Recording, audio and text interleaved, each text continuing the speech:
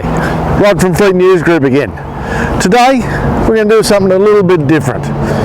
We're going to have a look at some vans, do a comparo between three popular products in the market. This one here is the Renault Trafic. We'll also have a look at the Ford Transit and the Hyundai Staria Load.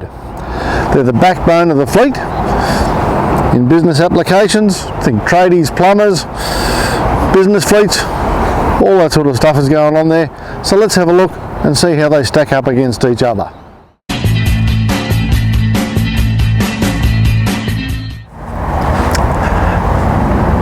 Well, it might be a van, but one would think it still has to look good. And I think the Renault Trafic certainly does that. It's got some good comfort, features, tech, all that going for it. And one thing it's got here, it's got a proximity key. Bit of a strange look on this one, but all it means is when we want to open the door, push the little button, up she opens, no problems. Do the same to lock it. Or if you actually just walk away, the van will automatically lock as well. So it's an attractive looking van. You can get different colours, you can get alloy wheels for it if you want.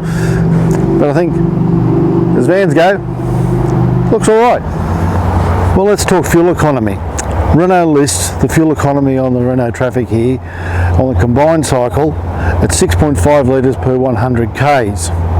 The best I've seen, and I have been doing a fair bit of urban driving, a bit of freeway work and a country trip, the best I've seen it get down to is 7.3 litres per 100 k's. Then we've got CO2 emissions. For this vehicle, the automatic transmission, it's listed at 171 grams per kilometre, which if we extrapolate that out over, say, 20,000 k's 12 months, you could expect the van to emit in CO2 a bit over 3.4 tonnes per year. Well, here we are inside the Renault Trafic. It's a very comfortable position here for the driver, nice comfortable seating position, faux leather wrap type steering wheel. Dashboard's got a nice little trim feature happening here, a bit of graphite type looking, I suppose. It's generally hard plastic, but it looks a bit more classier than what it probably is. It's got a large 8-inch touchscreen there, Android Auto, Apple CarPlay running wirelessly. Knobs, I like this. You can adjust the fan speed, the temperature, turn the AC on and off, move the vents around, all without taking your eyes off the road. Very good. Seating for three in the front here, and the coffee cup test. Nice big coffee cup here. Have a sip, put it back, nice and easy. We've also got large door bins here for your water bottle. Fits away down there nicely, all very good. And I'll show you the office setup, what it's like here once you fold the seat down. There's also storage under the seats here as well. Photos of that up there now. All good. Well, we can see now the little mobile desk is set up here in the cab with me. Takes out the third seat, of course, but solo driver driving around every day. Very good. Nice little table there to use your laptop or tablet on. There's even a storage compartment here with a tie down to put it away. You've got this clipboard doodad here that have your running notes up or something, just showing you what it is there. Normally it'd be obviously with the driver only in this position. Nice and simple to change, but yeah, I think it's a pretty handy little setup. One thing that's missing though, there's no overhead storage, which nice big sun visors and the like, but there isn't any overhead storage up there, which some other competitors do have. Good to putting order books, notes, maps, whatever other things up out of the way. One of the little bugbear as I'm driving along, I notice on the driver's side here, there is no footrest. I'll show you a photo of it down there. Well, this originally was designed as a left-hand drive. So bizarrely there's a footrest down in the passenger footwell for the passenger, but converted to right-hand drive, there's no footrest over here on this side. Well, obviously, being a van, it's built to take the load. But how big? Pretty big. Just open the door up here. And the other one goes across too. And as you can see, it's designed to do the big loads. 5.6 cubic metres in there. Very good. The doors, barn style, opens out sideways obviously, but you can actually, forgive me there, open them right out to 180 degrees, which is a great feature, meaning that you can actually get a forklift to carry a pallet in there and load it straight into the back. The length of the cargo area here in the Renault Trafic from the bulkhead all the way to the rear doors is 2,537 millimetres. But what if there's something a little bit longer? Well, it's got a trick.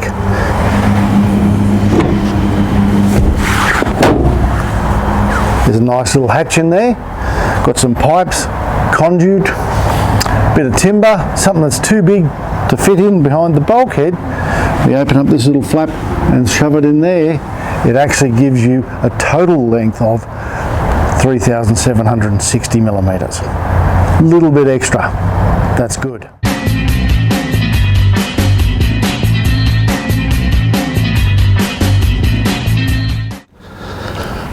Well, our next competitor in our trifecta of vans we're testing here, the Ford Transit. Ford has kindly given us a Ford Transit Custom for the week as part of this test. It's a great looking van, it's very comfortable to drive. Of course, putting GT stripes on it always makes it go faster, doesn't it? But it's versatile, practical, and we'll give it a go. Well, what's it got under the bonnet? A 2-litre Eco Blue diesel engine. Blue meaning it needs AdBlue to meet Euro emission standards. It's good for 125 kilowatts of power and 390 Newton meters of torque. 8-speed transmission, making very smooth to drive.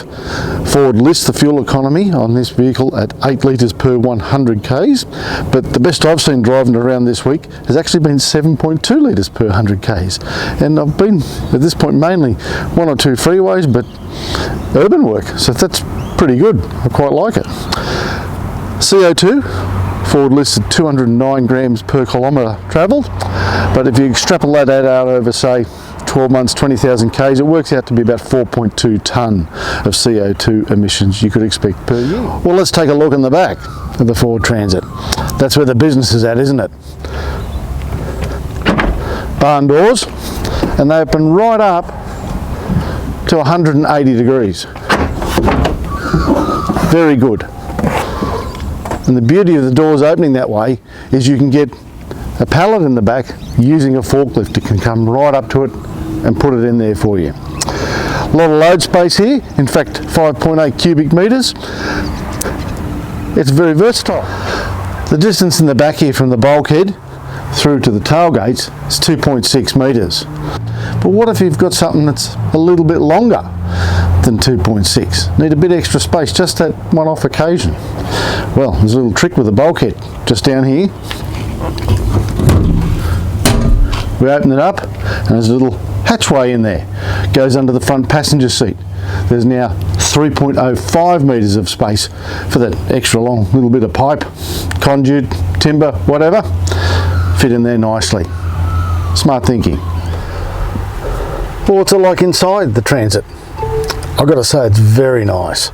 Nice and comfortable. Good, comfortable, easy seating position. I've got a footrest down here as well. Great vision out the front. The mirrors, got a small convex mirror at the base of each mirror, plus a large mirror as well, plus the blind spot monitoring system, which makes it so much easier in seeing what's going on around what's ostensibly a big metal box. Reach and rake adjustable steering, just pull the lever down, you can move it up and forwards, in and out, all very good. 8-way electrically adjustable driver's seat. Armrest, I can recline the seat, it goes back. Even though there's a bulkhead, it gives me enough movement for my seating position to allow me to be comfortable in the correct driving position. Adjustable lumbar support, it's got all that going. Plus, when you're driving it, it drives like a car. Very good. Nice armrest, folds up out of the way.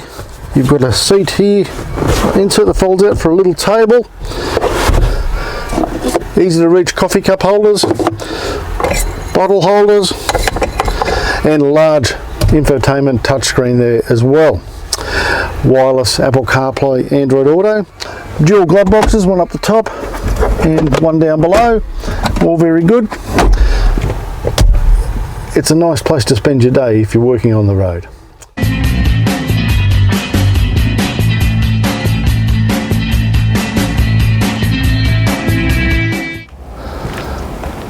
Now we have the third of our contenders here in our van comparison, the Hyundai Staria Load. Quite a nice looking van, this one. I've always been a bit of a fan of the futuristic look of it here. Looks very nice. So let's take a closer look. Well, what's under the bonnet in the Staria Load? There's a 2.2 litre diesel engine, good for 130 kilowatts of power and 430 newton meters of torque. Fuel economy lists on the vehicle on the combined cycle at 7 litres per 100 k's, which is quite competitive in this market space. And the CO2 emissions, especially important in the fleet market where fleets are looking to reduce their overall carbon footprint, 183 grams per kilometre driven. If we extrapolate that out over say 12 months or 20,000 k's, you could expect this van over a 12-month period to having an emissions footprint of 3.7 tonnes per annum. Very good. Well, what's in the back? Most important thing of a van, of course, is how much it can carry in the back. That's what it is. Cubic capacity in the Staria Load's 4.9 cubic metres. This particular model being the premium, it has a power tailgate at the back. Remote control operated, very nice.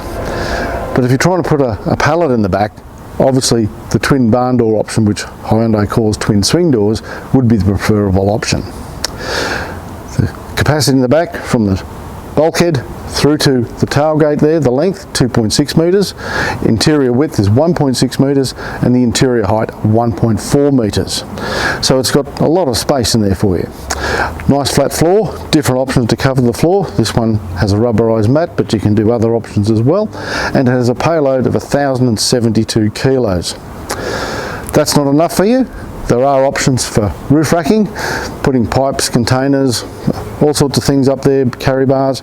You can do that, as well as put a tow bar in the back, and its towing capacity is 2.5 tonnes brake towing capacity. Well, what's it like to drive?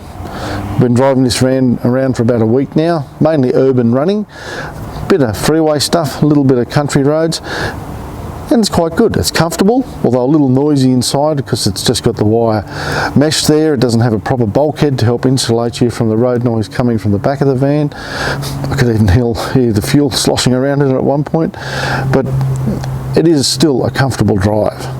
Good seating position, excellent visibility. The glass house is quite large on the cab in this van, but it's good.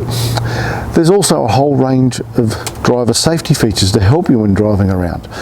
Front and rear cameras, big display to watch them on through the touchscreen there. Blind spot monitoring cameras, which have come up in the instrument panel where the tacho and the speedo would be. I'll show you a picture of that now. And basically when you have the indicator on, it puts the camera down that side and you can see if there's anything beside you as well. Autonomous emergency braking, rear cross traffic alert, active cruise control, all of that stuff's happening, making it a very good drive and a comfortable vehicle to be driving around every day. So what's it like for someone who's got to live in and work out of one of these vans every day? 5-6 days a week, you're in here driving the van around. What's the comfort like? Well, in Staria Load, it's very good. Number one, it's a comfortable seating position. I've got a nice footrest down the bottom here. Reach rake, adjustable steering all happening. That's very good. Got some good storage compartments. There's actually 3 different glove boxes. 1, 2, 3 to put all your stuff away. So plenty of storage space there. That's all very good. It's got an 8-inch touchscreen there. It has Apple CarPlay, Android Auto, but to affect them you actually have to plug the phone in via cable. There's a wireless charging mat, but to use Apple CarPlay, Android Auto, it's got to be plugged in via the USB. There's a little 12-volt outlet down here as well, plus there's a USB-C outlet as well. Digital instrumentation. It's very clear and easy to read the instruments in this van. I think it's great, comfortable space here. The only major drawback, to be honest, is the wire mesh bulkhead. On a hot day, it's going to take a while for the AC to be able to cool the entire volume of the van down. You can get an option to have a solid metal or plastic bulkhead there, which means the AC is only working to cool the cab, and the same for the heater in winter. It's only heating inside the cab, not the entire load area. So there's that to consider as well. Here's an option, but it does come standard on some other vans.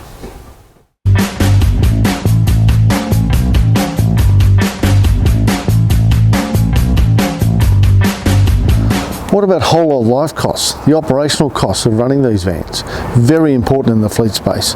Fleet managers need to know what it's going to cost them to run. They like predictable cost structures. I'll put a table of that up there for you right now.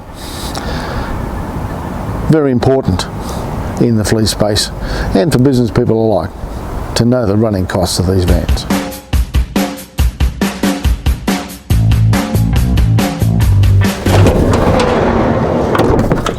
What do I think? Testing the three vans, what's good for fleets, what's good for drivers, the Renault, the Ford or the Hyundai. In my opinion, the winner's the Ford. It's the most comfortable for a fleet driver. If you're driving around every day, car-like comfort in this vehicle, it's the winner to me. 8-way adjustable seat, heated seats. It actually reclines a bit, it isn't impeded by the bulkhead. Reach rake steering, it's got everything going for it. Driver's footrest, I just found it the most comfortable of the three to drive around all day. For a fleet manager, is that important, what the driver is? My word it is. What the driver thinks and how comfortable it is good for OH&S, good for fatigue management. It's just ticking all the boxes. But let us know what you think. Did you like the Renault better than the Ford? Or maybe the Hyundai better than the Renault? Let us know in the comments down below. Always like that feedback. But in my mind, the winner's the Ford. Remember, if you like these videos, don't forget to hit that like button down there, as well as the subscribe button and the notification bell. That way you can be kept up to date with everything we're doing here at the Fleet News Group. Thank you very much for watching. Don't forget those comments, and I look forward to seeing you in the next video. Until then, you enjoy the rest of your day. Bye.